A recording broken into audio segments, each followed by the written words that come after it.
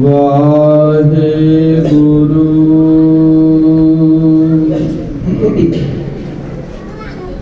ਸਾਹਿਬ JIO.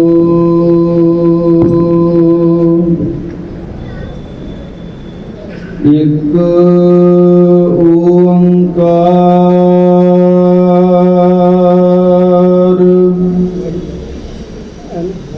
Satnam ਕਰਤਾ ਪੁਰਖ ਨਿਰਭਉ ਨਿਰਵੈਰ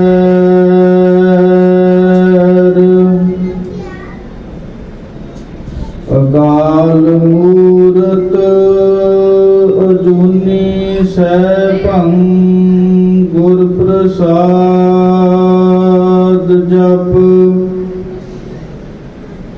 ਆਦ ਸੱਚ ਜੁਗਾਦ ਸੱਚ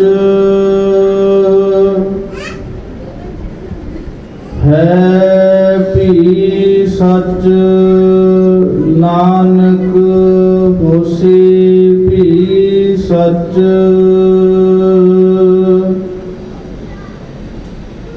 ਕਿਰਪਾ ਕਰਹੁ ਦੀਨ ਕੇ ਦਾਤੇ। ਮੇਰਾ ਗੁਣ ਅਵਗਣ ਨਾ ਵਿਚਾਰਹੁ ਕੋਈ।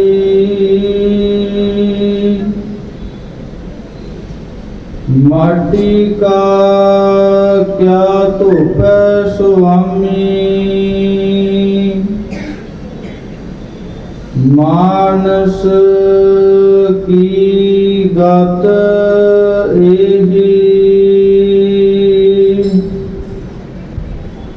ਵਹ ਪ੍ਰਗਟਿਓ ਮਰਦ ਅਗੰਮੜਾ। ਵਰਿਆਮ ਇਕੇਲਾ।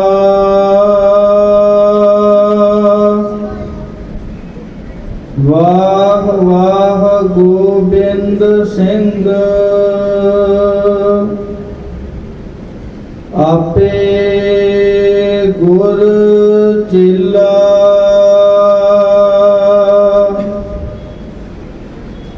ਤਹੀ ਪ੍ਰਕਾਸ਼ ਹਮਾਰਾ ਭਇਓ।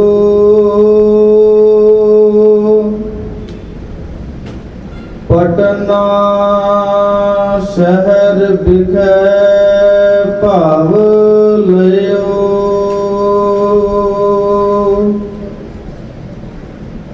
ਦੌਲਤੇ ਜਾਵੇਦ ਬਾਸ਼ਦ ਬੰਦਗੀ।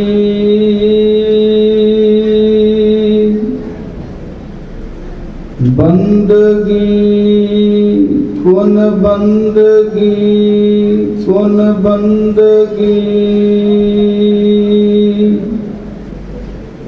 ਦੌਲਤੇ ਜਾਵੇਦ ਬਾਸ਼ਦ ਬੰਦਗੀ।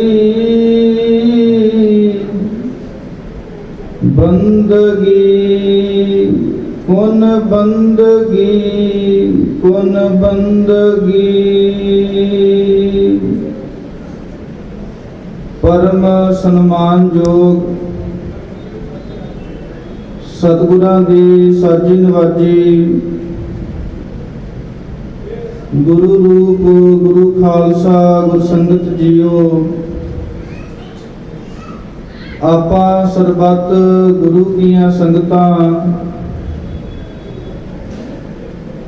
ਆਦ ਸ੍ਰੀ ਗੁਰੂ ਗ੍ਰੰਥ ਸਾਹਿਬ ਮਹਾਰਾਜ ਜੀ ਦੀ ਪਾਵਨ ਪਵਿੱਤਰ ਹਜ਼ੂਰੀ ਦੇ ਅੰਦਰ ਦਸ਼ਮੇਸ਼ ਪਿਤਾ ਸ੍ਰੀ ਗੁਰੂ ਗੋਬਿੰਦ ਸਿੰਘ ਮਹਾਰਾਜ ਜੀ ਦੇ ਪਾਵਨ ਪ੍ਰਕਾਸ਼ ਪੁਰਬ ਨੂੰ ਮਨਾਉਣ ਦੇ ਲਈ ਪਾਵਨ ਹਜ਼ੂਰੀ ਦੇ ਅੰਦਰ ਜੁੜ ਮਿਲ ਬੈਠ ਕਰਕੇ ਆਪਣੇ ਜੀਵਨ ਦੀਆਂ ਅਮੋਲਕ ਘੜੀਆਂ ਨੂੰ ਸਫਲਾ ਕਰਨ ਦਾ ਯਤਨ ਕਰ ਰਹੇ ਹਾਂ, ਕਿਉਂਕਿ ਇਹ ਜਿਹੜੀ ਸੰਗਤ ਹੈ ਇਸ ਦੀ ਪ੍ਰਾਪਤੀ ਵੱਡੇ ਭਾਗਾਂ ਦੇ ਨਾਲ ਮਨੁੱਖ ਨੂੰ ਹੋਇਆ ਕਰਦੀ ਹੈ। ਮਹਾਂਪੁਰਖ ਜਿਵੇਂ ਬਚਨ ਦੱਸਦੇ ਨੇ ਕਿ ਜਿਵੇਂ ਆਪਣੇ ਜੀਵਨ ਦੇ ਅੰਦਰ ਦੋ ਚੀਜ਼ਾਂ ਮਨੁੱਖ ਦੇ ਲਈ ਵਰਤਦੀਆਂ ਨੇ, ਇੱਕ ਹੁੰਦਾ ਹੈ ਆਪਣੇ ਜੀਵਨ ਨੂੰ ਸਫਲਾ ਕਰਨਾ ਔਰ ਦੂਸਰਾ ਹੁੰਦਾ ਹੈ ਆਪਣੇ ਜੀਵਨ ਨੂੰ ਔਰ ਆਪਣੇ ਸਮੇਂ ਨੂੰ ਬਤੀਤ ਕਰਨਾ। ਜਦੋਂ ਆਪਾਂ ਸੰਸਾਰੀ ਗੱਲਾਂ ਕਰਦਿਆਂ ਹੋਇਆਂ, ਤਾਸ਼ ਖੇਡਦਿਆਂ ਹੋਇਆਂ, ਹੋਰ ਵਿਚਾਰਾਂ ਨੂੰ ਕਰਦਿਆਂ ਹੋਇਆਂ ਜਦੋਂ ਸਮਾਂ ਲਾਉਣੇ ਆ ਤੇ ਉਸ ਨੂੰ ਆਖਿਆ ਜਾਂਦਾ ਹੈ ਆਪਣੇ ਸਮੇਂ ਨੂੰ ਬਤੀਤ ਕਰਨਾ। ਪਰ ਇਸ ਦੇ ਉਲਟ ਜਦੋਂ ਅਸੀਂ ਗੁਰੂ ਕੀ ਗੁਰਬਾਣੀ ਵਾਹਿਗੁਰੂ ਗੁਰਮੰਤਰ ਦਾ ਜਾਪ ਕਰਦਿਆਂ ਹੋਇਆਂ, ਸੰਗਤ ਦੇ ਵਿੱਚ ਕਥਾ ਕੀਰਤਨ ਸੁਣਦਿਆਂ ਹੋਇਆਂ ਜੋ ਸਮਾਂ ਸਾਡਾ ਲੱਗਦਾ ਹੈ ਉਸ ਨੂੰ ਆਖਿਆ ਜਾਂਦਾ ਹੈ ਸਮੇਂ ਨੂੰ ਸਫਲਾ ਕਰਨਾ। ਤੇ ਆਪਾਂ ਸਰਬੱਤ ਸੰਗਤਾਂ ਆਪਣੇ ਜੀਵਨ ਨੂੰ ਸਫਲ ਕਰਨ ਦੇ ਲਈ ਸਤਿਗੁਰਾਂ ਦੇ ਪਾਵਨ ਹਜ਼ੂਰ ਜੁੜ ਮਿਲ ਬੈਠੇ ਹਾਂ। ਦਾਸ ਤੋਂ ਪਹਿਲਾਂ ਗੁਰੂ ਕੇ ਕੀਰਤਨੀਏ ਗੁਰਮੁਖਾਂ ਦੀ ਪਾਵਨ ਰਸਨਾ ਤੋਂ ਪਾਵਨ ਆਦਿ ਸ੍ਰੀ ਗੁਰੂ ਗ੍ਰੰਥ ਸਾਹਿਬ ਅਤੇ ਸ੍ਰੀ ਦਸਮ ਗੁਰੂ ਗ੍ਰੰਥ ਸਾਹਿਬ ਦੀ ਔਰ ਭਾਈ ਨੰਦ ਲਾਲ ਸਾਹਿਬ ਜੀ ਦੇ ਪਾਵਨ ਕੀਰਤਨ ਗੁਰਮੁਖਾਂ ਦੀ ਰਸਨਾ ਤੋਂ ਸ਼ਰਵਣ ਕਰਨਾ ਕੀਤੇ ਨੇ। ਜੋ ਸਮਾਂ ਦਾਸ ਨੂੰ ਪ੍ਰਾਪਤ ਹੋਇਆ ਹੈ ਉਸ ਦੇ ਵਿੱਚ ਆਪਾਂ ਸਰਬੱਤ ਗੁਰਸਿੱਖਾਂ ਨੇ ਰਲ ਮਿਲ ਕਰਕੇ ਗੁਰਮਤਿ ਵਿਚਾਰਾਂ ਦੀ ਸਾਂਝ ਪਾਉਣੀ ਹੈ।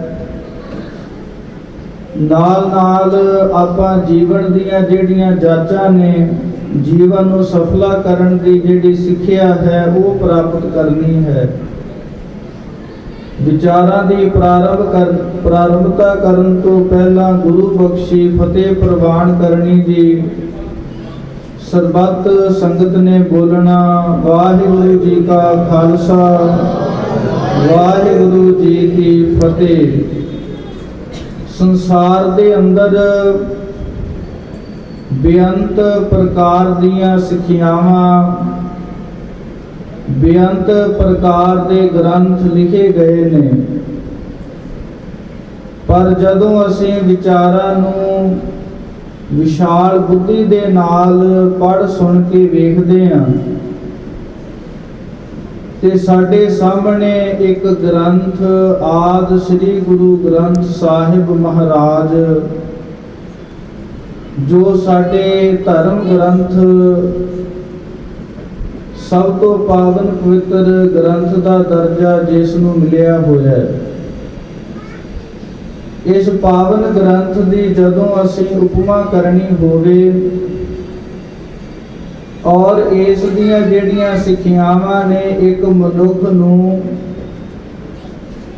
ਕਿਉਂਕਿ ਇੱਕ ਮਨੁੱਖ ਦਾ ਮਨੁੱਖ ਬਣਨਾ ਹੀ ਸਭ ਤੋਂ ਵੱਡੀ ਪ੍ਰਾਪਤੀ ਹੋਇਆ ਕਰਦੀ ਹੈ। ਮਨੁੱਖ ਆਪਣੇ ਜੀਵਨ ਦੇ ਅੰਦਰ ਕਈ ਪ੍ਰਕਾਰ ਦੀਆਂ ਸੋਚਾਂ ਵਿਚਾਰਾਂ ਨੂੰ ਸੋਚਦਾ ਹੈ, ਕਈ ਪ੍ਰਕਾਰ ਦੀਆਂ ਘਾੜਤਾਂ ਨੂੰ ਘੜਦਾ ਹੈ। ਜਿਵੇਂ ਆਪਾਂ ਉਦਾਹਰਣ ਵਜੋਂ ਇੱਕ ਗੱਲ ਲੈ ਲਈਏ ਕਿ ਜਦੋਂ ਕਿਸੇ ਬੱਚੇ ਨੂੰ ਆਖਿਆ ਜਾਂਦਾ ਹੈ ਕਿ ਨਾਮ ਜਪੋ,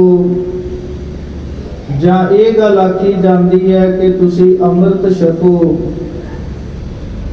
ਤੇ ਬੱਚਿਆਂ ਦਾ ਜਵਾਬ ਇਹ ਹੁੰਦਾ ਹੈ ਜਾਂ ਉਹਨਾਂ ਦੇ ਮਾਤਾ ਪਿਤਾ ਦਾ ਜਵਾਬ ਇਹ ਹੁੰਦਾ ਹੈ ਕਿ ਜਦੋਂ ਇਹ ਕੁਝ ਸਰੀਰ ਸਾਂਭਣ ਦੇ ਯੋਗ ਹੋ ਜਾਣਗੇ, ਪੜ੍ਹ ਲਿਖ ਜਾਣਗੇ, ਫਿਰ ਨਾਮ ਜਪਣਗੇ, ਫਿਰ ਅੰਮ੍ਰਿਤ ਛਕਣਗੇ। ਜਦੋਂ ਮਨੁੱਖ ਨੌਜਵਾਨ ਹੋ ਜਾਂਦਾ ਹੈ, ਉਸ ਵੇਲੇ ਸਾਡੇ ਕੋਲ ਇਹ ਬਹਾਨਾ ਹੁੰਦਾ ਹੈ ਕਿ ਜਦੋਂ ਵਿਆਹ ਸ਼ਾਦੀ ਹੋ ਜਾਵੇਗੀ, ਉਸ ਤੋਂ ਬਾਅਦ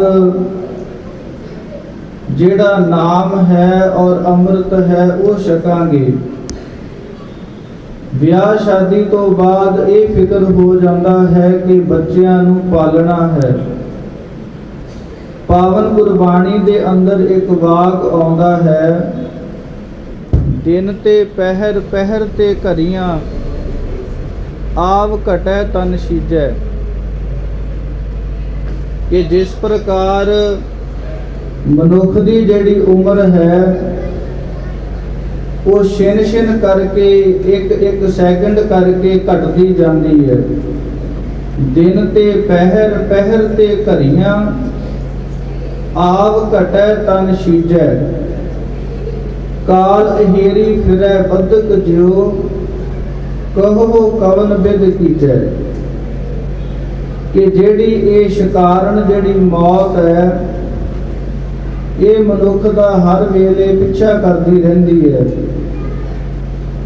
ਇਸ ਲਈ ਮਨੁੱਖ ਨੂੰ ਚਾਹੀਦਾ ਹੈ ਕਿ ਸਮਾਂ ਰਹਿੰਦਿਆਂ ਹੋਇਆਂ ਜਿਹੜਾ ਨਾਮ ਹੈ ਔਰ ਗੁਰਬਾਣੀ ਦੀ ਜਿਹੜੀ ਸਿੱਖਿਆ ਹੈ ਉਸ ਦੇ ਉੱਪਰ ਚੱਲਣ ਦਾ ਯਤਨ ਕਰੇ।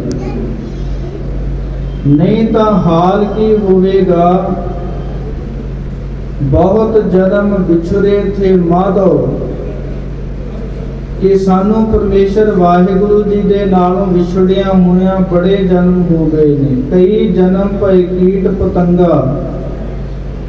ਮਨੁੱਖ ਜਿਹੜਾ ਹੈ ਇਹ ਕੀੜਿਆਂ ਮਕੌੜਿਆਂ ਦੀ ਜੂਨੀਆਂ ਨੂੰ ਭੋਗਦਾ ਹੋਇਆ, ਪਸ਼ੂ ਪੰਛੀਆਂ ਦੀ ਜੂਨਾਂ ਨੂੰ ਭੋਗਦਿਆਂ ਹੋਇਆ ਇਸ ਨੂੰ ਮਨੁੱਖਾ ਦੇਹੀ ਮਿਲੀ ਹੈ। ਤੇ ਮਨੁੱਖਾ ਦੇਹੀ ਦੀ ਸਫਲਤਾ ਕਿਹੜੀ ਚੀਜ਼ ਦੇ ਵਿੱਚ ਹੈ?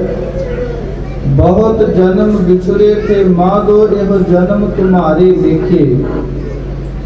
ਗੁਰੂ ਦੇ ਚਰਨਾਂ ਦੇ ਵਿੱਚ ਆਪਣਾ ਜੀਵਨ ਲਾ ਦੇਣਾ, ਇਹੀ ਜੀਵਨ ਦੀ ਸਫਲਤਾ ਹੋਇਆ ਕਰਦੀ ਹੈ। ਸਤਿਗੁਰ ਸਾਹਿਬਾਨ ਜੀ ਨੂੰ ਆਪਾਂ ਬੇਨਤੀਆਂ ਕਰੀਏ, ਕਿਉਂਕਿ ਜਿਹੜੀ ਅਰਦਾਸ ਹੈ, ਜਿਹੜੀ ਬੇਨਤੀ ਹੈ, ਇਸ ਦੇ ਵਿੱਚ ਬਹੁਤ ਵੱਡੀ ਤਾਕਤ ਹੈ। ਪਰ ਅਸਲ ਦੇ ਅੰਦਰ ਅਰਦਾਸ ਔਰ ਬੇਨਤੀ ਕਰਨ ਦੇ ਕੁਝ ਤਰੀਕੇ ਹੁੰਦੇ ਨੇ। ਆਪਾਂ ਤਰੀਕੇ ਸਮਝ ਕਰਕੇ ਫਿਰ ਅਰਦਾਸ ਕਰਨੀ ਹੈ। ਜਦੋਂ ਵੀ ਆਪਾਂ ਸੰਸਾਰੀ ਉਦਾਹਰਣ ਵਜੋਂ ਆਪਾਂ ਕਿਸੇ ਮਨੁੱਖ ਦੇ ਕੋਲੋਂ ਪੈਸੇ ਲੈਂਦੇ ਆ ਤੇ ਪੈਸੇ ਲੈਣ ਦੇ ਲਈ ਇੱਕ ਸ਼ਰਤ ਹੁੰਦੀ ਹੈ ਕਿ ਇੱਕ ਤਾਂ ਨੀਵਾਂ ਬੋਲਣਾ ਪੈਂਦਾ ਹੈ। ਆਪਾਂ ਉੱਚੀ ਬੋਲ ਕੇ ਕਿਸੇ ਦੇ ਕੋਲੋਂ ਪੈਸੇ ਨਹੀਂ ਮੰਗ ਸਕਦੇ। ਨਿਮਰਤਾ ਦੇ ਵਿੱਚ ਰਹਿ ਕੇ ਕਿਸੇ ਦੇ ਕੋਲੋਂ ਦਾਨ ਦੀ ਪ੍ਰਾਪਤੀ ਕੀਤੀ ਜਾ ਸਕਦੀ ਹੈ। ਉਸੇ ਪ੍ਰਕਾਰ ਹੀ ਜਦੋਂ ਅਸੀਂ ਗੁਰੂ ਸਾਹਿਬਾਨ ਨੂੰ ਅਰਦਾਸ ਬੇਨਤੀ ਕਰਦੇ ਹਾਂ ਤੇ ਇਹ ਬੇਨਤੀ ਕਰੀਏ ਕਿ ਸਤਿਗੁਰ ਸਾਹਿਬਾਨ ਜੀਓ, ਸਗਲ ਦੁਆਰ ਕੋ ਛਾੜ ਕੇ ਗਹਿਓ ਤੁਹਾਰੋ ਦੁਆਰ, ਬਾਹੀ ਗਹੇ ਕੀ ਲਾਜ ਅਸ, ਗੋਬਿੰਦ ਦਾਸ ਤੁਹਾਰ। ਆਪਣੇ ਆਪ ਨੂੰ ਦਾਸ, ਆਪਣੇ ਆਪ ਨੂੰ ਸੇਵਕ ਬਣਾ ਕਰਕੇ ਆਪਾਂ ਗੁਰੂ ਚਰਨਾਂ ਦੇ ਵਿੱਚ ਅਰਦਾਸ ਕਰਨੀ ਹੈ। ਬਿਰਥੀ ਕਦੇ ਨਾ ਹੋਵਈ ਜਨ ਕੀ ਅਰਦਾਸ। ਜਦੋਂ ਅਸੀਂ ਸੇਵਕ ਬਣ ਕੇ, ਦਾਸ ਬਣ ਕੇ, ਟਹਿਲੂਏ ਬਣ ਕੇ ਅਰਦਾਸ ਕਰਾਂਗੇ ਤੇ ਸਾਡੀ ਸੰਪੂਰਨ ਹੋਵੇਗੀ। ਆਪਾਂ ਬਚਨ ਇਹ ਕਰ ਰਹੇ ਸਾਂ ਕਿ ਭਈ ਪ੍ਰਾਪਤ ਮਾਨੁਖ ਦੇਵਰੀਆ, ਗੋਬਿੰਦ ਮਿਲਣ ਕੀ ਇਹ ਤੇਰੀ ਬਰੀਆ। ਇਹ ਜਿਹੜੀ ਮਨੁੱਖਾ ਦੇਹੀ ਮਿਲੀ ਹੈ, ਬਾਕੀ ਜਿਹੜੀਆਂ ਸੰਸਾਰੀ ਲੋੜਾਂ ਨੇ ਭੋਜਨ ਹੈ, ਪ੍ਰਸ਼ਾਦਾ ਪਾਣੀ ਛਕਣਾ ਹੈ, ਕੱਪੜਾ ਲੀੜਾ ਪਾਉਣਾ ਹੈ, ਹੋਰ ਕਮਾਈ ਕਰਨੀ ਹੈ। ਇਹ ਸਰੀਰ ਦੀਆਂ ਲੋੜਾਂ ਨੇ। ਅਸਲ ਦੇ ਅੰਦਰ ਜਿਵੇਂ ਇੱਕ ਮਾਂ ਆਪਣੇ ਬੱਚੇ ਨੂੰ ਕੋਈ ਸਮਾਨ ਲੈਣ ਬਾਜ਼ਾਰ ਭੇਜਦੀ ਹੈ, ਜੇ ਉਹ ਬੱਚਾ ਜਿਹੜਾ ਕਿਹਾ ਹੋਇਆ ਸਮਾਨ ਨਾ ਲੈ ਕੇ ਆਵੇ ਤੇ ਮਾਂ ਉਸ ਨੂੰ ਝਿੜਕਦੀ ਹੈ।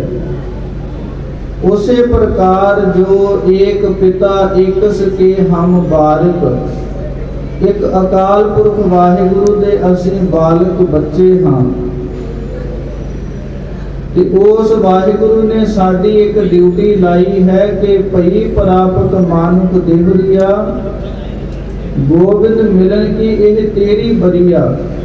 ਬਰੀਆ ਦਾ ਅਰਥ ਹੁੰਦਾ ਹੈ ਮੌਕਾ, ਜਿਸ ਨੂੰ ਆਪਾਂ ਇੰਗਲਿਸ਼ ਦੇ ਵਿੱਚ ਚਾਂਸ ਆਖਦੇ ਹਾਂ। ਤੇ ਇਸ ਮਨੁੱਖਾ ਦੇਹੀ ਨੂੰ ਮਿਲਿਆ ਹੋਇਆ ਇਹ ਜਿਹੜਾ ਮੌਕਾ ਹੈ, ਇਸ ਨੂੰ ਆਪਾਂ ਨਾ ਗਵਾਈਏ। ਗੁਰੂ ਕੀ ਗੁਰਬਾਣੀ ਨੂੰ ਪੜ੍ਹਨ ਦੇ ਲਈ ਸਭ ਤੋਂ ਜਿਹੜੀ ਜ਼ਰੂਰੀ ਚੀਜ਼ ਹੈ ਉਹ ਹੈ ਸਾਨੂੰ ਗੁਰਮੁਖੀ ਪੰਜਾਬੀ ਆਉਣੀ ਬਹੁਤ ਲਾਜ਼ਮੀ ਹੈ। ਜਿਵੇਂ ਕਿਸੇ ਮਨੁੱਖ ਨੇ ਜੇ ਬਾਈਬਲ ਪੜ੍ਹਨੀ ਹੋਵੇ ਤੇ ਉਸ ਨੂੰ ਇੰਗਲਿਸ਼ ਸਿੱਖਣੀ ਬਹੁਤ ਲਾਜ਼ਮੀ ਹੈ। ਚਾਹੇ ਬਾਈਬਲ ਦੇ ਅੱਜ ਕੱਲ੍ਹ ਟਰਾਂਸਲੇਟ ਕੀਤੇ ਵੀ ਮਿਲ ਜਾਂਦੇ ਆ, ਪਰ ਜਦੋਂ ਅਸੀਂ ਕਿਸੇ ਪੁਸਤਕ ਨੂੰ, ਕਿਸੇ ਗ੍ਰੰਥ ਨੂੰ ਇੱਕ ਭਾਸ਼ਾ ਦੇ ਵਿੱਚ ਦੂਸਰੀ ਭਾਸ਼ਾ ਦੇ ਵਿੱਚ ਜਦੋਂ ਟਰਾਂਸਲੇਟ ਕਰਦੇ ਹਾਂ ਤੇ ਉਸ ਦੀ ਉਹ ਜਿਹੜੀ ਗੱਲ ਹੈ ਉਹਦਾ ਸਮਝ ਨਹੀਂ ਆਉਂਦੀ ਜਿਵੇਂ ਉਸ ਭਾਸ਼ਾ ਦੇ ਵਿੱਚ ਆਉਂਦੀ ਹੈ। ਜੇ ਕਿਸੇ ਮਨੁੱਖ ਨੇ ਵੇਦ ਸ਼ਾਸਤਰ ਪੜ੍ਹਨੇ ਹੋਣ ਤੇ ਉਸ ਨੂੰ ਸੰਸਕ੍ਰਿਤ ਸਿੱਖਣੀ ਪਵੇਗੀ। ਉਸੇ ਪ੍ਰਕਾਰ ਜੇ ਅਸੀਂ ਗੁਰਬਾਣੀ ਨੂੰ ਚੰਗੀ ਤਰ੍ਹਾਂ ਸਮਝਣਾ ਹੈ ਤੇ ਆਪਣੇ ਮਨਾਂ ਦੇ ਵਿੱਚੋਂ, ਆਪਣੇ ਘਰਾਂ ਦੇ ਵਿੱਚੋਂ ਜਿਹੜੀ ਗੁਰਮੁਖੀ ਹੈ ਇਸ ਨੂੰ ਨਾ ਵਿਸਾਰੀਏ। ਕਿਉਂਕਿ ਅੱਜ ਆਪਾਂ ਜਿਸ ਗੁਰੂ ਦੇ ਦਿਹਾੜੇ, ਜਿਸ ਗੁਰੂ ਦੇ ਗੁਰਪੁਰਬ ਦੇ ਉੱਪਰ ਇਕੱਤਰ ਹੋਏ ਹਾਂ,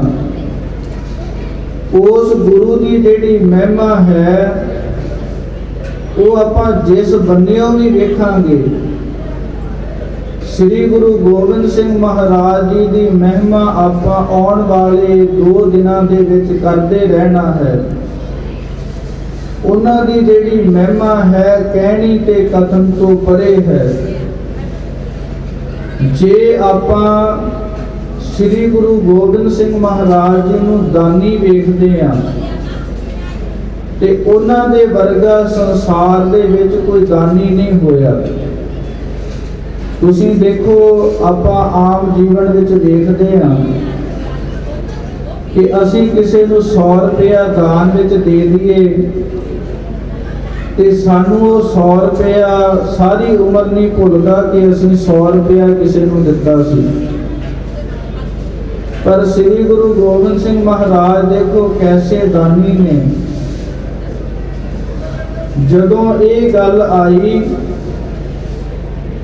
5 ਪਿਆਰਿਆਂ ਨੇ ਜਦੋਂ ਪਾਵਨ ਅੰਮ੍ਰਿਤ ਦੀ ਦਾਤ ਪ੍ਰਾਪਤ ਕਰਕੇ ਸ੍ਰੀ ਗੁਰੂ ਗੋਬਿੰਦ ਸਿੰਘ ਮਹਾਰਾਜ ਜੀ ਨੇ ਜਦੋਂ ਆਖਿਆ ਕਿ ਪਿਆਰੇ 5 ਪਿਆਰੇ ਗੁਰਸਿੱਖੋ, ਹੁਣ ਮੈਨੂੰ ਵੀ ਅੰਮ੍ਰਿਤ ਦੀ ਦਾਤ ਦਿਓ, ਤਾਂ ਸ੍ਰੀ ਗੁਰੂ ਗੋਬਿੰਦ ਸਿੰਘ ਮਹਾਰਾਜ ਜੀ ਨੇ 5 ਪਿਆਰਿਆਂ ਨੇ ਇਹ ਵਚਨ ਆਖੇ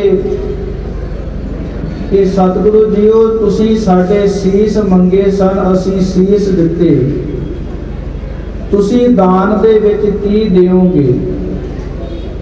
ਤਾਂ ਸ੍ਰੀ ਗੁਰੂ ਗੋਬਿੰਦ ਸਿੰਘ ਮਹਾਰਾਜ ਜੀ ਨੇ ਇਹ ਵਚਨ ਆਖੇ ਸਨ ਕਿ ਪਿਆਰੇ ਗੁਰਸਿੱਖੋ, ਕੋਈ ਸਮਾਂ ਆਵੇਗਾ, ਇਹ ਜਿਹੜਾ ਸਰਬੰਸ ਹੈ, ਭਾਵ ਪਿਤਾ ਤੋਂ ਲੈ ਕੇ ਪੋਤਰਿਆਂ ਤੱਕ ਸਭ ਕੁਝ ਹੀ ਦਾਨ ਕਰ ਜਾਵਾਂਗਾ।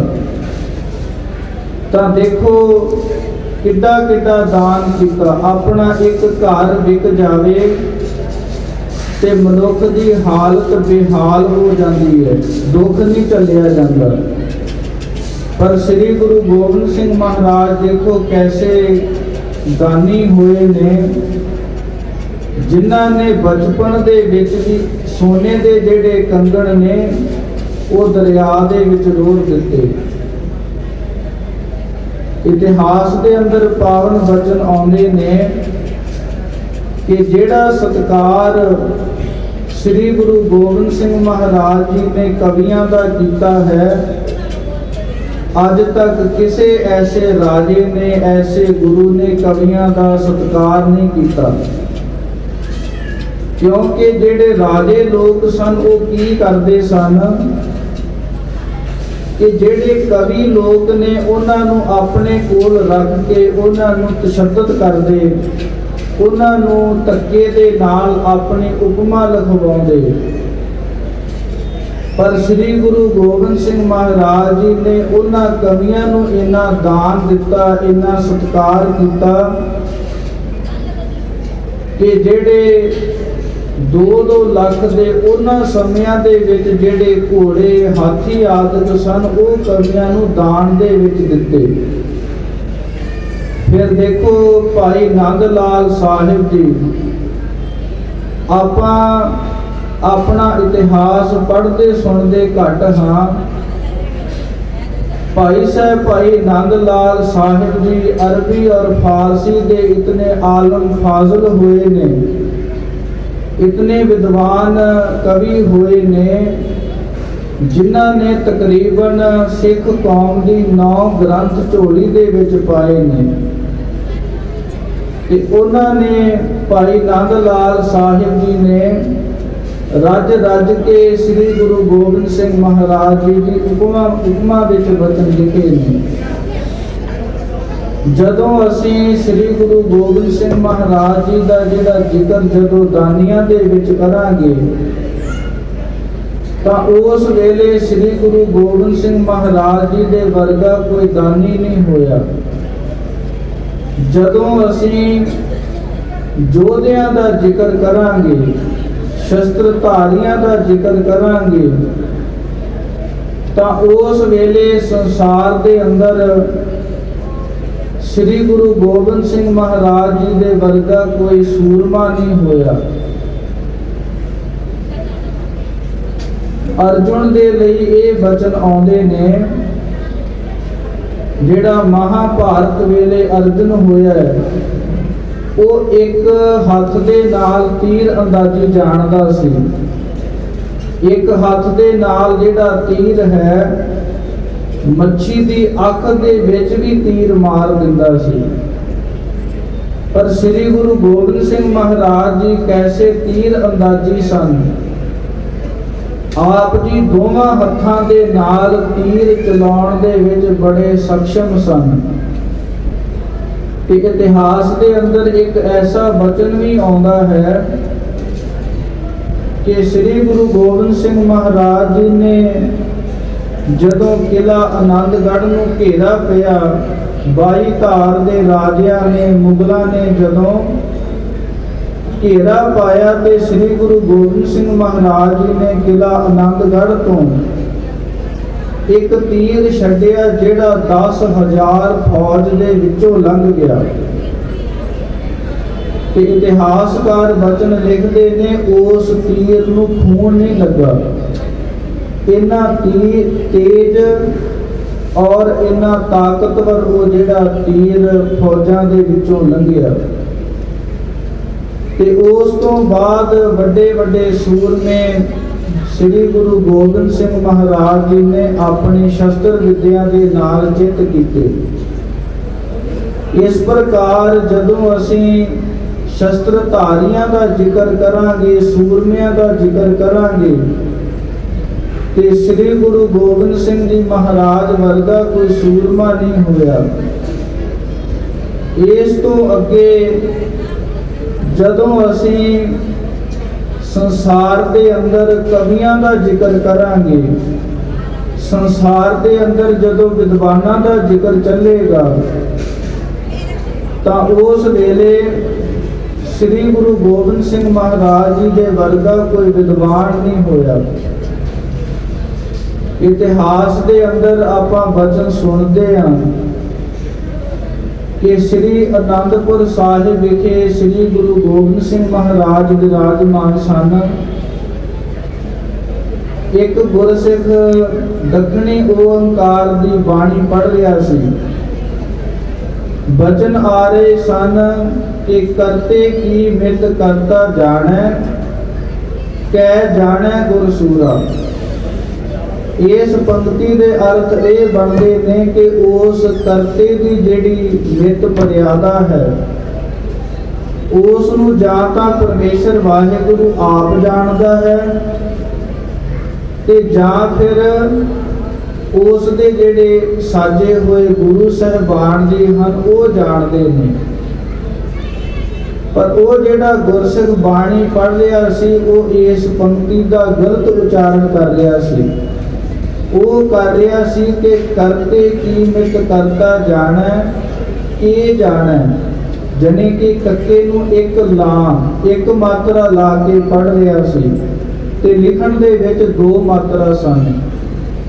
क्योंकि गुरबाणी की जिहड़ी विद्या है जिसनूं आपां संख्या आखदे हां, इत्थे मैं एक छोटी जी उदाहरण दिंदा जावां। तुसी सब ने एक चीज देखी होनी है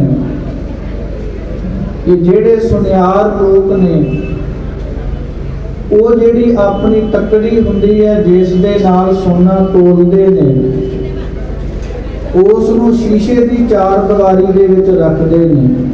कदे तुसी सोचिया होवेगा कि उस दा की कारण है? उस दा कारण ये हुंदा है कि जिमें एक तोला तुसी जानते हो कि 10 ग्राम का हुंदा है।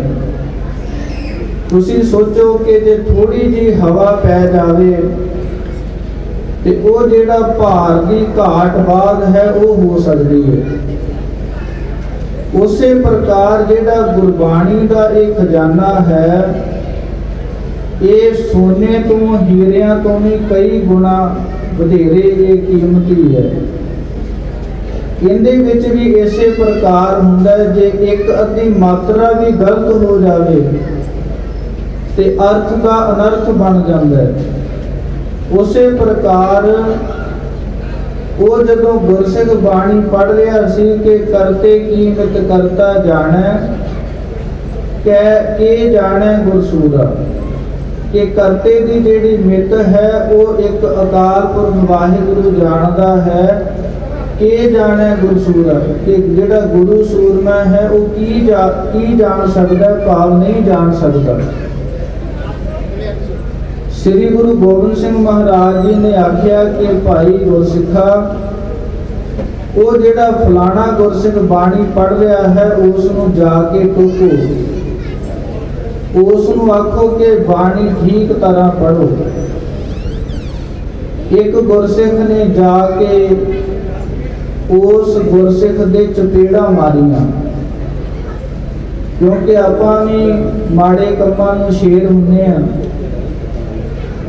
ते वो जिहड़ा गुरसिख बाणी पढ़ रहा सी उसने श्री गुरु गोबिंद सिंह महाराज नूं आके ये बेनती की कि सतगुरु जीओ तुसीं तां आखदे हो कि ये बाणी जमा तो बचाउण वाली है, पर मैं बाणी पढ़ रहा सी मेरे फिर भी मार पई है। श्री गुरु गोबिंद सिंह महाराज जी आखन लगे कि भाई गुरसिखा तू बाणी ठीक तरह नहीं पढ़ रहा सी तां करके तेरे मार पई है। तां उस गुरसिख ने बेनती आखी कि सच्चे पातशाह जीओ साडी इन्नी सोझी नहीं है, असी इन्ने विद्वान नहीं हाँ कि गुरबाणी ठीक तरह पढ़ सकीए। तुसी कृपा करो, तुसी इस गुरबाणी की सिक्ख्या दिओ। तां श्री गुरु गोबिंद सिंह महाराज जी ने आख्या कि भाई गुरसिखा हुण जंगा युद्धां दा समा चल रहा है, कदे समा आवेगा जंगा युद्धां तो वेल मिलेगी ਤਾਂ ਤੁਹਾਨੂੰ ਇਸ ਗੁਰਬਾਣੀ ਦੀ ਜਿਹੜੀ ਸੰਥਿਆ ਹੈ, ਸਿਖਲਾਈ ਹੈ, ਉਹ ਕਰਵਾਈ ਜਾਵੇਗੀ। ਤਾਂ ਉਹਨਾਂ ਸਮਿਆਂ ਤੋਂ ਬਾਅਦ ਜਦੋਂ ਸਾਹਿਬ ਸ੍ਰੀ ਗੁਰੂ ਗੋਬਿੰਦ ਸਿੰਘ ਮਹਾਰਾਜ ਜੀ ਸ੍ਰੀ ਦਮਦਮਾ ਸਾਹਿਬ ਦੀ ਪਾਵਨ ਧਰਤੀ ਦੇ ਉੱਪਰ ਪਹੁੰਚਦੇ ਨੇ, ਕਮਰ ਕੱਸਾ ਖੋਲ੍ਹਦੇ ਨੇ, ਤਾਂ ਗੁਰਸਿੱਖਾਂ ਨੂੰ ਬੇਨਤੀ ਕੀਤੀ ਕਿ ਜੋ ਸਾਹਿਬ ਸ੍ਰੀ ਗੁਰੂ ਅਰਜਨ ਦੇਵ ਮਹਾਰਾਜ ਜੀ ਨੇ ਪਾਵਨ ਬੀੜ ਤਿਆਰ ਕਰਵਾਈ ਸੀ, ਉਹ ਹੁਣ ਧੀਰ ਮੱਲੀਆਂ ਦੇ ਕੋਲ ਹੈ, ਉਹਨਾਂ ਕੋਲ ਲੈ ਕੇ ਆਵੋ। ਤੇ ਬਚਨ ਆਉਂਦੇ ਨੇ ਕਿ 25 ਗੁਰਸਿੱਖ ਉਹ ਪਾਵਨ ਬੀੜ ਨੂੰ ਲੈਣ ਦੇ। ਤੇ ਅੱਗੇ ਜਿਹੜੇ ਧੀਰ ਮੱਲੀਏ ਸਨ ਉਹ ਆਖਣ ਲੱਗੇ ਕਿ ਜੇ ਤੁਹਾਡਾ ਗੁਰੂ ਸਮਰੱਥ ਹੈ, ਜੇ ਤੁਹਾਡੇ ਗੁਰੂ ਦੇ ਵਿੱਚ ਉਹੀ ਜੋਤ ਹੈ ਜੋ ਸ੍ਰੀ ਗੁਰੂ ਅਰਜਨ ਦੇਵ ਮਹਾਰਾਜ ਜੀ ਦੇ ਵਿੱਚ ਸੀ, ਤਾਂ ਉਹ ਆਪ ਕਿਉਂ ਨਹੀਂ ਬਾਣੀ ਉਚਾਰ ਲੈਂਦੇ। ਤਾਂ ਉਸ ਵੇਲੇ ਜਦੋਂ ਗੁਰਸਿੱਖਾਂ ਨੇ ਸਤਿਗੁਰੂ ਸਾਹਿਬਾਨ ਜੀ ਨੂੰ ਆ ਕੇ ਇਹ ਵਾਰਤਾ ਸੁਣਾਈ, ਤਾਂ ਸਤਿਗੁਰੂ ਸਾਹਿਬਾਨ ਜੀ ਨੇ ਭਾਈ ਸਾਹਿਬ ਭਾਈ ਮਨੀ ਸਿੰਘ ਜੀ ਨੂੰ ਔਰ ਬਾਬਾ ਦੀਪ ਸਿੰਘ ਜੀ ਨੂੰ ਲਖਾਰੀ ਲਾ ਕਰਕੇ ਆਪਣੇ ਕੰਠੋਂ ਬਾਣੀ ਉਚਾਰਨ ਕੀਤੀ। ਜਿਹੜੀ ਬਾਣੀ ਸਵੇਰੇ ਸਤਿਗੁਰੂ ਸਾਹਿਬਾਨ ਜੀ ਉਚਾਰਦੇ ਸਨ, ਉਸੇ ਬਾਣੀ ਦੀ ਸ਼ਾਮਾਂ ਵੇਲੇ ਕਥਾ ਕਰਦੇ ਸਨ। ਉੱਥੋਂ ਇਹ ਜਿਹੜੀ ਦਮਦਮੀ ਟਕਸਾਲ ਹੈ, ਇਸ ਦੀ ਪ੍ਰਾਰੰਭਤਾ ਹੋਈ। ਸੋ ਸਤਿਗੁਰੂ ਸਾਹਿਬਾਨ ਜੀ ਨੇ 3 ਜਿਹੜੇ ਗ੍ਰੰਥ ਹਨ, ਇੱਕ ਤਾਂ ਆਦਿ ਸ੍ਰੀ ਗੁਰੂ ਗ੍ਰੰਥ ਸਾਹਿਬ ਆਪਣੇ ਕੰਠੋਂ ਉਚਾਰਿਆ, ਦੂਸਰਾ ਗ੍ਰੰਥ ਸ੍ਰੀ ਦਸਮ ਗੁਰੂ ਗ੍ਰੰਥ ਸਾਹਿਬ ਔਰ ਤੀਸਰਾ ਸ੍ਰੀ ਸਰਬ ਲੋਕ ਗ੍ਰੰਥ। ਇਹ 3 ਜਿਹੜੇ ਗ੍ਰੰਥ ਨੇ ਸ੍ਰੀ ਗੁਰੂ ਗੋਬਿੰਦ ਸਿੰਘ ਮਹਾਰਾਜ ਜੀ ਨੇ ਆਪਣੀ ਪਾਵਨ ਰਸਨਾ ਤੋਂ, ਕਈ ਹੁਣ ਦਸਮ ਬਾਣੀ ਦੇ ਉੱਪਰ ਕਈ ਪ੍ਰਕਾਰ ਦੀ ਸ਼ੰਕਾ ਵੀ ਕਰਦੇ ਨੇ, ਪਰ ਜਿਹੜੀ ਦਸਮ ਦੀ ਬਾਣੀ ਹੈ ਇਹ ਕੋਈ ਨਕਾਰਨ ਵਾਲੀ ਚੀਜ਼ ਨਹੀਂ ਹੈ। ਦਸਮ ਦੀ ਬਾਣੀ ਜਦੋਂ ਆਪਾਂ ਪੜ੍ਹ ਕੇ ਵੇਖਦੇ ਹਾਂ, ਸਾਨੂੰ ਜਿਹੜਾ ਇਤਿਹਾਸ, ਜਿੱਦਾਂ ਆਪਾਂ ਗੁਰਬਾਣੀ ਦੇ ਵਿੱਚੋਂ ਇੱਕ ਉਦਾਹਰਨ ਲੈਂਦੇ ਹਾਂ, ਗੁਰਬਾਣੀ ਦੇ ਵਿੱਚ ਬਚਨ ਆਉਂਦੇ ਨੇ ਕਿ ਜਿਹੜੇ ਸੀਤਾ ਔਰ ਸ਼੍ਰੀ ਰਾਮਚੰਦਰ ਜੀ ਜਦੋਂ ਜੰਗਲਾਂ ਨੂੰ ਜਾਂਦੇ ਨੇ, ਸੀਤਾ ਲਖਮਣ ਵਿਛੜ ਗਿਆ, ਰੋਵੇ ਰਾਮ ਨਿਕਾਲਾ ਭਇਆ। ਕਿ ਜਦੋਂ ਸੀਤਾ ਔਰ ਲక్ష్మణ ਸ਼੍ਰੀ ਰਾਮਚੰਦਰ ਜੀ ਤੋਂ ਵਿਛੜ ਜਾਂਦੇ ਨੇ ਤੇ ਉਦੋਂ ਰਾਮਚੰਦਰ ਜੀ ਰੋਂਦੇ ਆ। ਹੁਣ ਗੁਰਬਾਣੀ ਦੇ ਵਿੱਚ ਸਿਰਫ ਇੰਨੀ ਪੰਕਤੀ ਆਉਂਦੀ ਹੈ, ਨਾ ਇਹ ਪਤਾ ਹੈ ਕਿ ਕਿਉਂ ਵਿਛੜੇ ਨੇ, ਨਾ ਇਹ ਪਤਾ ਹੈ ਕਿ ਉਹ ਕਦੋਂ ਮਿਲੇ। ਇਸ ਦਾ ਜੇ ਅਸੀਂ ਖੁਲਾਸਾ ਕਰਨਾ ਹੈ ਤਾਂ ਉਸ ਨੂੰ ਜਾਣਨ ਦੇ ਲਈ ਸਾਡੇ ਕੋਲ 2 ਤਰੀਕੇ ਨੇ। ਇੱਕ ਤਰੀਕਾ ਤਾਂ ਇਹ ਹੈ ਕਿ ਅਸੀਂ ਕਿਸੇ ਪੰਡਤ ਨੂੰ, ਵਿਦਵਾਨ ਨੂੰ ਪੁੱਛੀਏ ਕਿ ਤੁਸੀਂ ਸਾਨੂੰ ਦੱਸੋ ਕਿ ਉਦੋਂ ਕੀ ਗੱਲ ਹੋਈ ਸੀ। ਜਾਂ ਫਿਰ ਦੂਸਰਾ ਇਹ ਹੈ ਕਿ ਸਾਡੇ ਕੋਲ ਕੋਈ ਆਪਣਾ ਗ੍ਰੰਥ ਹੋਵੇ ਜਿਸ ਤੋਂ ਅਸੀਂ ਇਹ ਪਤਾ ਲਗਾ ਸਕੀਏ। ਉਸੇ ਪ੍ਰਕਾਰ ਹੀ ਸ੍ਰੀ ਗੁਰੂ ਗੋਬਿੰਦ ਸਿੰਘ ਮਹਾਰਾਜ ਜੀ ਨੇ ਐਸੀ ਰਚਨਾ ਕੀਤੀ ਕਿ ਜਿੰਨਾ ਵੀ ਜਿਹੜਾ ਬਚਦਾ ਹੋਇਆ ਇਤਿਹਾਸ ਸੀ ਉਸ ਨੂੰ ਗ੍ਰੰਥਾਂ ਦੇ ਵਿੱਚ ਦਾਖਲ ਕੀਤਾ।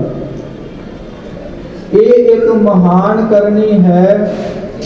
ਆਪਾਂ ਵਿਚਾਰ ਇਹ ਕਰ ਰਹੇ ਸਾਂ ਕਿ ਜਦੋਂ ਵਿਦਵਾਨਾਂ ਦਾ ਜ਼ਿਕਰ ਚੱਲੇਗਾ ਤਾਂ ਉਦੋਂ ਸ੍ਰੀ ਗੁਰੂ ਗੋਬਿੰਦ ਸਿੰਘ ਮਹਾਰਾਜ ਜੀ ਦੇ ਵਰਗਾ ਕੋਈ ਵੀ ਵਿਦਵਾਨ ਸੰਸਾਰ ਦੇ ਵਿੱਚ ਸਾਨੂੰ ਨਜ਼ਰੀ ਨਹੀਂ ਆਵੇਗਾ। ਇਹ ਹੈ ਸ੍ਰੀ ਗੁਰੂ ਗੋਬਿੰਦ ਸਿੰਘ ਮਹਾਰਾਜ ਜੀ ਦੀ ਉਪਮਾ। ਅੱਜ ਦਾ ਜੋ ਪਾਵਨ ਦਿਹਾੜਾ ਜੋ ਸਿੱਖ ਜਗਤ ਦੇ ਅੰਦਰ ਮਨਾਇਆ ਜਾ ਰਿਹਾ ਹੈ। ਕਿਉਂਕਿ ਆਪਾਂ ਦਸਮ ਬਾਣੀ ਦਾ ਪਹਿਲਾਂ ਤਾਂ ਜ਼ਿਕਰ ਕੀਤਾ ਹੈ ਕਿ ਸਾਨੂੰ ਪਤਾ ਲੱਗ ਸਕੇ ਕਿ ਜਿਹੜੇ ਆਪਾਂ ਇਹ ਬਚਨ ਪੜ੍ਹਦੇ ਹਾਂ, ਸੁਣਦੇ ਹਾਂ, ਤਹੀ ਪ੍ਰਕਾਸ਼ ਹਮਾਰਾ ਭਇਓ, ਪਟਨਾ ਸ਼ਹਿਰ ਵਿਖੇ ਭਵ ਲਿਓ। ਕਿ ਜੋ ਪਾਵਨ ਸ਼੍ਰੀ ਬਚਿੱਤਰ ਨਾਟਕ ਦੀ ਜੋ ਬਾਣੀ ਹੈ, ਇਸ ਦੇ ਅੰਦਰ ਸ੍ਰੀ ਗੁਰੂ ਗੋਬਿੰਦ ਸਿੰਘ ਮਹਾਰਾਜ ਜੀ ਨੇ ਆਪਣਾ ਜਿਹੜਾ ਜੀਵਨ ਹੈ, ਆਪਾਂ ਕਿਸੇ ਹੋਰ ਧਰਮਾਂ ਦੀ ਨਿੰਦਿਆ ਨਹੀਂ ਕਰ ਲਈ, ਪਰ ਤੁਸੀਂ ਜਦੋਂ ਦੁਨੀਆ ਦਾ ਇਤਿਹਾਸ ਪੜ੍ਹ ਕੇ ਵੇਖੋਗੇ ਤੇ ਕੋਈ ਵੀ ਰਹਿਬਰ, ਕੋਈ ਵੀ ਗੁਰੂ ਐਸਾ ਨਹੀਂ ਹੋਇਆ ਜਿਸ ਨੇ ਆਪਣਾ ਗ੍ਰੰਥ ਆਪ ਲਿਖਿਆ ਹੋਵੇ। ਮੁਹੰਮਦ ਸਾਹਿਬ ਦਾ ਆਪਾਂ ਜ਼ਿਕਰ ਕਰਦੇ ਹਾਂ, ਉਹਨਾਂ ਦੀ ਮਹਾਨ ਕਰਨੀ ਹੈ, ਮਹਾਨ ਮੁਸਲਮਾਨ ਧਰਮ ਹੈ, ਪਰ ਜੋ ਕੁਰਾਨ ਹੈ ਮੁਹੰਮਦ ਸਾਹਿਬ ਤੋਂ ਜਾਣ ਤੋਂ ਬਾਅਦ ਕਈ ਵਰੇ ਬਾਅਦ ਲਿਖੀ ਗਈ ਹੈ। ਆਪਾਂ ਗੀਤਾ, ਭਾਗਵਤ ਗੀਤਾ ਪੜ੍ਹਦੇ ਹਾਂ। ਸ਼੍ਰੀ ਕ੍ਰਿਸ਼ਨ ਦੇ ਇਸ ਸੰਸਾਰ ਤੋਂ ਜਾਣ ਤੋਂ ਬਾਅਦ ਕਈ ਵਰੇ, ਕਈ ਸਾਲਾਂ ਬਾਅਦ ਭਾਗਵਤ ਗੀਤਾ ਲਿਖੀ ਗਈ ਹੈ। ਸ੍ਰੀ ਗੁਰੂ ਗੋਬਿੰਦ ਸਿੰਘ ਮਹਾਰਾਜ ਜੀ ਔਰ ਸਾਡੇ ਗੁਰੂ ਸਾਹਿਬਾਨਾਂ ਦੀ ਇਹ ਵੀ ਇੱਕ ਉਪਮਾ ਹੈ ਕਿ ਉਹਨਾਂ ਨੇ ਆਪ ਆਪਣੇ ਹੱਥੀਂ, ਆਪ ਦੇ ਹੁੰਦਿਆਂ ਹੋਇਆਂ ਇਹ ਜਿਹੜੀ ਪਾਵਨ ਗੁਰਬਾਣੀ ਦੀ ਰਚਨਾ ਹੈ, ਇਸ ਨੂੰ ਕਰਕੇ ਗੁਰਸਿੱਖਾਂ ਨੂੰ ਦਿੱਤਾ ਕਿ ਮੇਰੇ ਜਿਹੜੇ ਗੁਰਸਿੱਖ ਨੇ ਉਹ ਕਿਸੇ ਦੇ ਅਧੀਨ ਨਾ ਹੋਣ, ਉਹ ਹਰ ਬੰਨਿਓ, ਹਰ ਪਾਸਿਓਂ ਆਜ਼ਾਦ ਰਹਿਣ। ਇਸ ਪ੍ਰਕਾਰ ਇੱਕ ਸਮਾਂ ਐਸਾ ਆਉਂਦਾ ਹੈ ਕਿ ਜਦੋਂ ਸ੍ਰੀ ਗੁਰੂ ਤੇਗ ਬਹਾਦਰ ਮਹਾਰਾਜ ਜੀ ਅਸਾਮ ਦੇ ਵੱਲ ਗਏ ਹੁੰਦੇ ਆ, ਉੱਥੋਂ ਦੇ ਰਾਜੇ ਨੇ ਬੇਨਤੀ ਕੀਤੀ ਕਿ ਸੱਚੇ ਪਾਤਸ਼ਾਹ ਜੀਓ, ਅਸਾਮ ਦੇ ਅੰਦਰ ਜਿਹੜੇ ਕੋਈ ਜਾਦੂਗਰ ਲੋਕ ਨੇ, ਉਹਨਾਂ ਨੇ ਸਾਡਾ ਜੀਵਨ ਤਬਾਹ ਕੀਤਾ ਹੋਇਆ। ਉਹਨਾਂ ਸਮਿਆਂ ਦੇ ਵਿੱਚ ਹੀ ਸ੍ਰੀ ਗੁਰੂ ਤੇਗ ਬਹਾਦਰ ਮਹਾਰਾਜ ਜੀ ਦੇ ਘਰ ਪਟਨਾ ਸਾਹਿਬ, ਪਟਨਾ ਸ਼ਹਿਰ ਵਿਖੇ ਮਾਤਾ ਗੁਜਰੀ ਦੀ ਕੁੱਖ ਦੇ ਵਿੱਚੋਂ ਸ੍ਰੀ ਗੁਰੂ ਗੋਬਿੰਦ ਸਿੰਘ ਮਹਾਰਾਜ ਜੀ ਅਵਤਾਰ ਧਾਰਦੇ ਨੇ। ਇਹ ਜਿਹੜਾ ਦਿਨ ਹੈ, ਇਹ ਪੋਹ ਸੁਦੀ 7 ਬਣਦਾ ਹੈ, ਜਿਸ ਨੂੰ ਆਪਾਂ 23 ਪੋਹ ਆਖ ਸਕਦੇ ਹਾਂ। ਇਸ ਦਿਨ ਸ੍ਰੀ ਗੁਰੂ ਗੋਬਿੰਦ ਸਿੰਘ ਮਹਾਰਾਜ ਜੀ ਨੇ ਸੰਸਾਰ ਦੇ ਉੱਪਰ ਅਵਤਾਰ ਧਾਰਿਆ। ਤਾਂ ਉਸ ਸਮੇਂ ਸ਼ਹਿਰ ਦੇ ਅੰਦਰ ਬੜਾ ਖੁਸ਼ੀਆਂ ਦਾ, ਬੜਾ ਖੇੜਿਆਂ ਦਾ ਜਿਹੜਾ ਮਾਹੌਲ ਬਣਿਆ, ਕਿਉਂਕਿ ਉਸ ਵੇਲੇ ਸ੍ਰੀ ਗੁਰੂ ਹਰਗੋਬਿੰਦ ਸਾਹਿਬ ਮਹਾਰਾਜ ਜੀ ਦੇ ਮਹਿਲ ਮਾਤਾ ਨਾਨਕੀ ਜੀ ਉਹ ਵੀ ਵਿਰਾਜਮਾਨ ਸਨ ਤੇ ਉਹਨਾਂ ਨੂੰ ਬੜਾ ਚਾਅ ਸੀ ਕਿ ਸ੍ਰੀ ਗੁਰੂ ਤੇਗ ਬਹਾਦਰ ਮਹਾਰਾਜ ਜੀ ਦੇ ਘਰ ਵੀ ਬਾਲਕ ਦਾ ਜਨਮ ਹੋਵੇ, ਕਿਉਂਕਿ ਉਹ ਜਿਹੜੇ ਕਰਨੀ ਵਾਲੇ ਮਹਾਂਪੁਰਖ ਹੁੰਦੇ ਨੇ, ਉਹਨਾਂ ਨੂੰ ਆਉਣ ਵਾਲੇ ਸਮਿਆਂ ਦਾ ਪਤਾ ਹੁੰਦਾ, ਉਹਨਾਂ ਤੋਂ ਕੁਝ ਲੁਕਿਆ ਨਹੀਂ ਹੁੰਦਾ। ਸੋ ਇਸ ਪ੍ਰਕਾਰ ਜਦੋਂ ਸ੍ਰੀ ਗੁਰੂ ਗੋਬਿੰਦ ਸਿੰਘ ਮਹਾਰਾਜ ਜੀ ਨੇ ਇਸ ਸੰਸਾਰ ਦੇ ਉੱਪਰ ਅਵਤਾਰ ਧਾਰਿਆ, ਉਸ ਵੇਲੇ ਦੀ ਇੱਕ ਘਟਨਾ ਦਾ ਜ਼ਿਕਰ ਆਉਂਦਾ ਹੈ ਕਿ ਇੱਕ ਪੀਰ ਨੂੰ ਇਹ ਇਲਹਾਮ ਹੋਇਆ, ਜਿਹੜਾ ਡਸਕੇ ਦੇ ਵੱਲ ਰਹਿੰਦਾ ਸੀ, ਕਿ ਪੂਰਬ ਦੇ ਵੱਲ ਜਿਸ ਖੁਦਾ ਨੂੰ ਅਸੀਂ ਯਾਦ ਕਰਦੇ ਹਾਂ, ਉਹ ਜਿਹੜਾ ਖੁਦਾ ਦਾ ਬੰਦਾ ਆਪ ਨਾਰਾਇਣ ਕਲਾਧਾਰ ਜਗ ਮਹਿ ਪਰਵਰਿਓ, ਐਸਾ ਖੁਦਾ ਪੂਰਬ ਦੇ ਵੱਲ ਪੈਦਾ ਹੋਇਆ ਹੈ, ਜਾ ਕੇ ਦਰਸ਼ਨ ਕਰੀਏ। ਜਦੋਂ ਜਾ ਕੇ ਉਸ ਪੀਰ ਨੇ ਮਨ ਦੇ ਅੰਦਰ ਇੱਛਾ ਜ਼ਾਹਰ ਕੀਤੀ कि ये जिहड़ा खुदा दा रूप अज पैदा होया उस दे दर्शन करवाओ। तो उस वेले माता नानकी जी ने, मामा कृपाल चंद ने बड़े बहाने लाए कि बालक हजे छोटा है, इस नूं ठंड ना लग जावे, इस नूं हवा ना पै जावे। पर वो जिहड़ा पीर है अपनी जिद दे उपर अड़िया रहा। आखिर बालक श्री गुरु गोबिंद सिंह महाराज जी के दर्शन करवाने पे। उस पीर ने होर स्पष्ट करने दे लई एक खेड खेडी, दो कुज्जियां रखियां ते मन दे अंदर सोचता है कि जे ये सचमुच खुदा दा बंदा होवेगा तो ये दोवां कुज्जियां दे उपर हाथ रखेगा। जे ये सिर्फ हिंदुआं दा गुरु होया तो इसने एक कुज्जी दे उपर हाथ रखना है, जे दूसरी कुज्जी दे उपर हाथ रखिया तो समझांगे कि ये मुसलमानां दा गुरु है। पर बालक गोबिंद राय ने जदों दोवां कुज्जियां दे उपर हाथ रखे ते उस पीर ने सिर नवाया कि ये वाकई खुदा दा कोई बंदा पैदा होया, आप खुदा आया है। सो इस प्रकार आप सरबत गुरसिख संगतां नूं भी श्री गुरु गोबिंद सिंह महाराज जी के अवतार पुरब दीआं बेअंत बेअंत वधाइयां ने। ते आपां इन्हां समयां दे अंदर लाहा लैंदियां होइयां श्री गुरु गोबिंद सिंह महाराज जी के पाए हुए पूर्णियां नूं याद करना है। ये शायद जे तुसीं चंगी तरह पंजाबी जानते हो तो ये गल तुसीं जानते होवोगे कि पाए हुए पूरने की हुंदा है। जिवें पुराने समयां दे अंदर लक्कड़ दी फट्टी दे उपर लिखिया जांदा सी ते जदों बच्चे छोटे हुंदे सन पहला उपर फिक्का जिहा लिख दिंदे सन, उस नूं आखे जांदे सन पूरने पाउणे ते बच्चे उसे प्रकार उपर कूड़ा ऐड़ा जां होर गिनती लिखते सन। उसे प्रकार जो साडे गुरु साहिबाना ने पूरने पाए ने उन्हां दे उपर असीं चलण दा यतन करना है। ते ओह पाए हुए पूरने किहड़े ने? सब तो पहला ये है कि जिवें आपां मंगलां दे विच भी बचन पढ़े ने, भाई साहब भाई नंद लाल साहिब जी ने जिंदगी नामे ग्रंथ के अंदर एक वचन लिखे ने कि दौलते जावेद बाशद बंदगी। कहते कि संसार दे विच दौलत कई तरह की हुंदी है। कोई पैसे नूं दौलत मनदा है, कोई जमीन नूं दौलत मनदा है, कोई किसी दे हाथी घोड़े हुंदे ने, मझां गावां हुंदियां ने।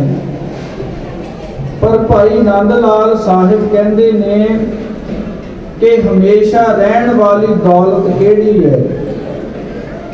क्योंकि जिहड़ा पैसा है इसने भी कदे ना कदे नाश हो ही जाना है ते जिहड़े हाथी घोड़े ने उन्होंने भी नाश हो जाना है। ते भाई नंद लाल साहिब अपने वचनां के अंदर एक सवाल करते हैं कि दौलते जावेद, ये जिहड़ा जावेद शब्द है ये फारसी का शब्द है। फारसी के अंदर जावेद का अर्थ हुंदा है हमेशा। ये हमेशा रहन वाला दौलत धन केड़ा है जिहड़ी हमेशा रहे? बाशद बंदगी, जिहड़ी बंदगी है सिमरन है नाम जपना है। बाशद का अर्थ हुंदा है करना, जिहड़ी बंदगी करनी नाम जपना ये हमेशा रहन वाला धन है। होर जिहड़े धन ने साडी शरीर दीयां लोड़ां नूं पूरा कर सकदे आ। साडे जिहड़े साग संबंधी ने रिश्तेदार ने ਉਹ ਸਾਨੂੰ ਸ਼ਮਸ਼ਾਨ ਘਾਟ ਤੱਕ ਉਹਨਾਂ ਦਾ ਸਾਨੂੰ ਆਸਰਾ ਹੈ।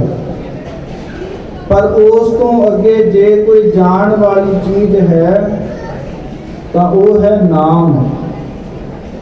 ਤੇ ਦੂਸਰੀ ਪੰਕਤੀ ਦੇ ਅੰਦਰ ਭਾਈ ਨੰਦ ਲਾਲ ਸਾਹਿਬ ਬਚਨ ਕਰਦੇ ਨੇ, ਬੰਦਗੀ ਕੁਨ ਬੰਦਗੀ ਕੁਨ ਬੰਦਗੀ। ਵਿਦਵਾਨਾਂ ਦਾ ਇਹ ਖਿਆਲ ਹੈ ਕਿ ਜਿਹੜੀ ਗੱਲ 3 ਵਾਰ ਆਖ ਦਿੱਤੀ ਜਾਵੇ ਉਹ ਨਿਸ਼ਚੈ ਵਾਚਕ ਹੁੰਦੀ ਹੈ, ਪੱਕੀ ਹੁੰਦੀ ਹੈ। ਤੇ ਭਾਈ ਨੰਦ ਲਾਲ ਸਾਹਿਬ ਜੀ ਵੀ ਇਹ ਗੱਲ 3 ਵਾਰ ਆਖਦੇ ਆ। ਕੁਨ ਦਾ ਅਰਥ ਹੁੰਦਾ ਹੈ ਕਰ, ਕਿ ਐ ਭਾਈ ਗੁਰਸਿੱਖੋ ਤੁਸੀਂ ਬੰਦਗੀ ਕਰੋ, ਬੰਦਗੀ ਕਰੋ, ਤੁਸੀਂ ਬੰਦਗੀ ਕਰੋ। ਕਿਉਂਕਿ ਮਨੁੱਖ ਦੇ ਅੰਦਰ ਬਹੁਤ ਪ੍ਰਕਾਰ ਦੀਆਂ ਘਾਟਾਂ ਨੇ। ਜਿਵੇਂ ਕਿਸੇ ਸਮੇਂ ਹੁੰਦਾ ਸੀ ਕਿ ਮਨੁੱਖ ਬੜੇ ਬੜੇ ਜੱਗ ਕਰਦਾ ਹੁੰਦਾ ਸੀ। ਸਤਿਯੁਗ ਦੇ ਅੰਦਰ ਐਸਾ ਸਮਾਂ ਸੀ ਕਿ ਮਨੁੱਖ ਨੇ ਬੜੇ ਬੜੇ ਜੱਗ ਕਰਨੇ, ਲੰਗਰ ਲਾਉਣੇ, ਉਹਨਾਂ ਦੇ ਨਾਲ ਮਨੁੱਖ ਦਾ ਜੀਵਨ ਸਵਰ ਜਾਂਦਾ ਸੀ। ਪਰ ਅੱਜ ਦਾ ਜਿਹੜਾ ਸਮਾਂ ਹੈ, ਇਸ ਦੇ ਅੰਦਰ ਨਾ ਤਾਂ ਉਹਨਾਂ ਕੋਈ ਪੈਸਾ ਲਾ ਕੇ ਜਾਗੀ ਕਰ ਸਕਦਾ ਕਿ ਲੋਕਾਂ ਦੀਆਂ ਅਸੀਸਾਂ ਲੈ ਸਕੇ। ਨਾਲੇ ਇਹ ਗੁਰੂ ਨਾਨਕ ਸਾਹਿਬ ਮਹਾਰਾਜ ਜੀ ਦੇ ਘਰ ਦਾ ਸਿਧਾਂਤ ਹੈ, ਨਾਨਕ ਕੈ ਘਰ ਕੇਵਲ ਨਾਮ। ਕੇਵਲ ਦਾ ਅਰਥ ਹੁੰਦਾ ਹੈ ਸਿਰਫ, ਜਿਹਨੂੰ ਆਪਾਂ ਇੰਗਲਿਸ਼ ਦੇ ਵਿੱਚ ਓਨਲੀ ਆਖਦੇ ਹਾਂ। ਗੁਰੂ ਨਾਨਕ ਸਾਹਿਬ ਮਹਾਰਾਜ ਜੀ ਦੇ ਘਰ ਜਦੋਂ ਵੀ ਕੋਈ ਗੱਲ ਚੱਲੇਗੀ ਉਹ ਨਾਮ ਤੋਂ ਸ਼ੁਰੂ ਹੋਣੀ ਹੈ ਤੇ ਨਾਮ ਦੇ ਉੱਪਰ ਹੀ ਸਮਾਪਤ। ਵਿਚਲੀਆਂ ਜਿਹੜੀਆਂ ਗੱਲਾਂ ਨੇ, ਇਤਿਹਾਸ ਹੈ, ਗੁਰਬਾਣੀ ਦੀਆਂ ਵਿਚਾਰਾਂ ਨੇ। ਗੁਰਮਤਿ ਦੇ ਅੰਦਰ ਜਿਹੜੀ ਗੁਰਬਾਣੀ ਔਰ ਨਾਮ, ਇਹਨਾਂ ਦੋਵਾਂ ਨੂੰ ਇੱਕੋ ਦਰਜਾ ਦਿੱਤਾ ਗਿਆ ਹੈ। ਕਿਉਂਕਿ ਗੁਰਬਾਣੀ ਪੜ੍ਹ ਕੇ ਇਹ ਸਮਝ ਆਉਂਦੀ ਹੈ ਕਿ ਨਾਮ ਕੀ ਚੀਜ਼ ਹੈ। ਇਸ ਲਈ ਜਿਹੜਾ ਨਾਮ ਹੈ, ਇਹ ਗੁਰੂ ਨਾਨਕ ਸਾਹਿਬ ਮਹਾਰਾਜ ਜੀ ਦੇ ਘਰ ਦਾ ਮੁੱਖ ਸਿਧਾਂਤ ਹੈ। ਇਸ ਤੋਂ ਬਿਨਾਂ ਜਿਹੜਾ ਮਨੁੱਖ ਦਾ ਜੀਵਨ ਹੈ ਉਹ ਕਦੇ ਵੀ ਤਰ ਨਹੀਂ ਸਕਦਾ। ਮਨੁੱਖ ਦੇ ਜੀਵਨ ਦੇ ਅੰਦਰ ਕਈ ਪ੍ਰਕਾਰ ਦੀਆਂ ਰੋਜ਼ ਦੀਆਂ ਘਾਟਾਂ ਆਉਂਦੀਆਂ ਨੇ। ਮਨੁੱਖ ਝੂਠ ਬੋਲਦਾ ਹੈ, ਵਿਸ਼ੇ ਵਿਕਾਰ ਭੋਗਦਾ ਹੈ। ਪਰ ਜਦੋਂ ਅਸੀਂ ਗੁਰੂ ਕੇ ਚਰਨਾਂ ਦੇ ਵਿੱਚ ਆ ਕਰਕੇ ਬੇਨਤੀਆਂ ਕਰਾਂਗੇ, ਇਹ ਆਖਾਂਗੇ ਕਿ ਸੱਚੇ ਪਾਤਸ਼ਾਹ ਜੀਓ, ਅਸੀਂ ਤੁਹਾਡੇ ਬਾਲਕ ਹਾਂ, ਤੁਹਾਡੇ ਸੇਵਕ ਹਾਂ, ਤੁਹਾਡੇ ਦਾਸ ਹਾਂ। ਰਾਮ ਮਈਆ ਹੋ ਬਾਰਿਕ ਤੇਰਾ, ਕਾਹੇ ਨਾ ਖੰਡਸ ਅਵਗਨ ਮੇਰਾ।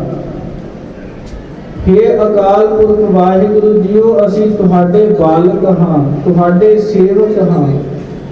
ਤੁਸੀਂ ਸਾਡਾ ਜਿਹੜਾ ਗੁਨਾਹ ਹੈ, ਪਾਪ ਹੈ, ਇਹ ਕਿਉਂ ਨਹੀਂ ਨਾਸ਼ ਕਰਦੇ। ਜਿਸ ਪ੍ਰਕਾਰ ਇੱਕ ਮਾਂ ਤੇ ਬੱਚੇ ਦੀ ਉਦਾਹਰਣ ਇਸੇ ਸ਼ਬਦ ਵਿੱਚ ਸਤਿਗੁਰਾਂ ਨੇ ਦਿੱਤੀ ਹੈ ਕਿ ਜਿਵੇਂ ਇੱਕ ਮਾਂ ਤੇ ਬੱਚਾ ਹੁੰਦਾ ਹੈ, ਬੱਚਾ ਸਵੇਰ ਤੋਂ ਲੈ ਕੇ ਕਈ ਗਲਤੀਆਂ ਕਰਦਾ ਹੈ, ਪਰ ਮਾਂ ਕਦੇ ਵੀ ਉਸ ਨੂੰ ਝਿੜਕਣ ਤੋਂ ਬਾਅਦ ਇਹ ਨਹੀਂ ਆਖਦੀ ਕਿ ਤੂੰ ਮੇਰੇ ਕੋਲ ਨਾ ਆਈ।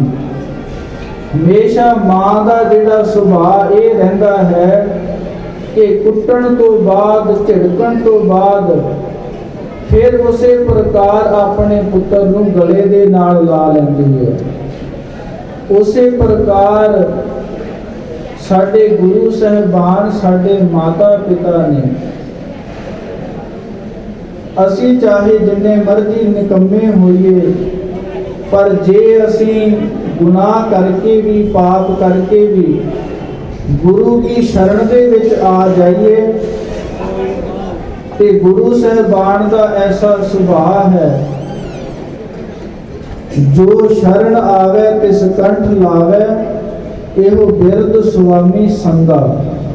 ਜੋ ਜੋ ਵੀ ਗੁਰੂ ਸਾਹਿਬਾਨ ਦੀ ਸ਼ਰਨ ਦੇ ਵਿੱਚ ਆਉਂਦਾ ਹੈ, ਗੁਰੂ ਸਾਹਿਬਾਨ ਉਸ ਨੂੰ ਆਪਣੇ ਕੰਠ ਦੇ ਨਾਲ, ਗਲੇ ਦੇ ਨਾਲ ਲਾਉਂਦੇ ਰਹੇ।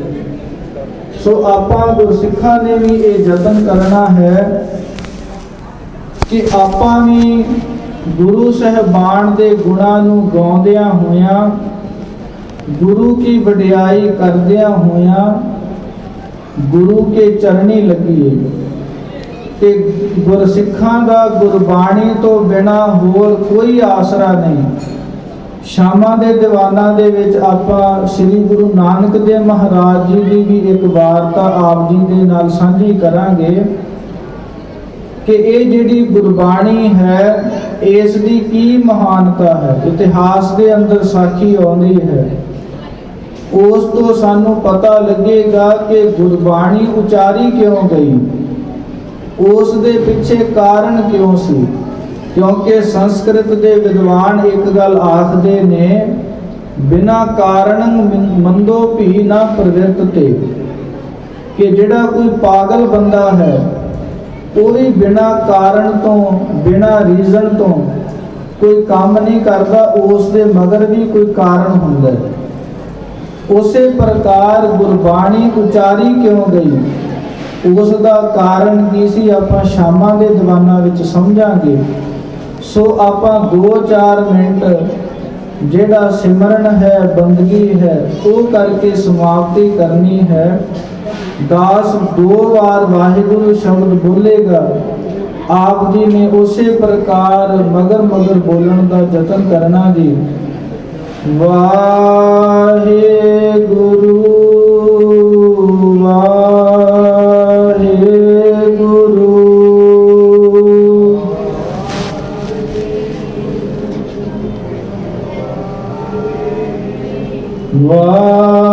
ਵਾਹਿਗੁਰੂ ਵਾਹਿਗੁਰੂ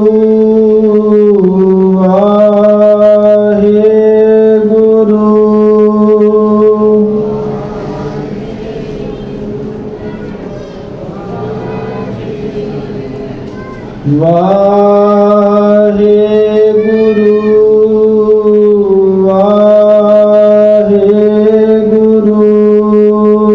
ਵਾਹਿਗੁਰੂ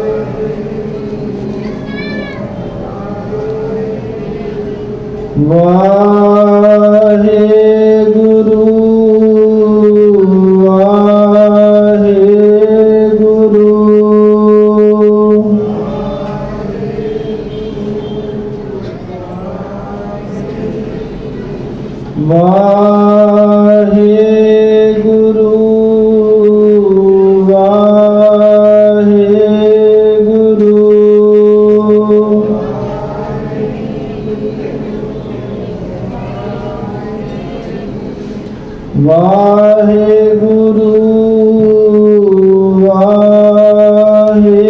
ਵਾਹਿਗੁਰੂ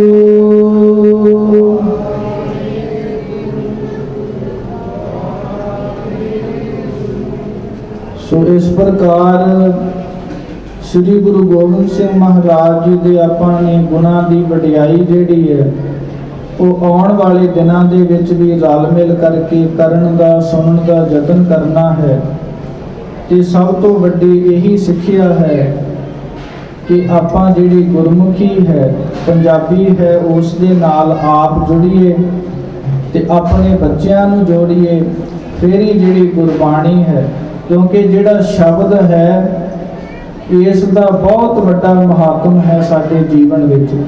ਇਸ ਦੀਆਂ ਵੀ ਵਿਚਾਰਾਂ ਆਪਾਂ ਆਉਣ ਵਾਲੇ ਸਮੇਂ ਦੇ ਵਿੱਚ ਕਰਾਂਗੇ। ਹੋਈਆਂ ਬੇਅੰਤ ਭੁੱਲਾਂ ਦੀ ਖਿਮਾ ਆਪ ਸੰਗਤ ਸਤਿਗੁਰੂ ਸਾਹਿਬਾਨ ਜੀ ਬਖਸ਼ਣ ਯੋਗ ਹਨ, ਬਖਸ਼ ਲੈਣਾ ਜੀ। ਸੋ ਇੱਥੇ ਦਾਸ ਸਮਾਪਤੀ ਕਰਦਾ ਹੈ। ਵਾਹਿਗੁਰੂ ਜੀ ਦਾ ਖਾਲਸਾ, ਵਾਹਿਗੁਰੂ ਜੀ ਕੀ ਫਤਿਹ।